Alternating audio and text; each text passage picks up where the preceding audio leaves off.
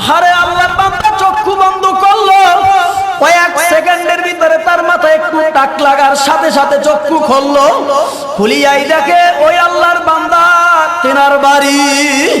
আমানুষা ডাক দেখায়, বাবা এখন তোমার কাগজ দিয়ে আসো। কাগজ দিয়ে আবার চক্ষু বন্ধ করলো, কয়েক মিনিটের ভিতরে চিটাগাঙ্গের জমিনে এসে হাজির।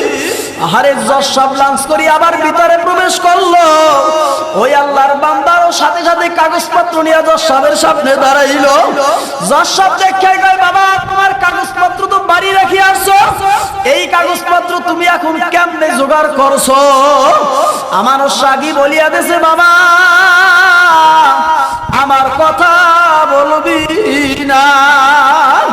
আহারে জজ সাহেব বারবার পিরাপিরি করতেছে, আল্লাহর বান্দা বলে না।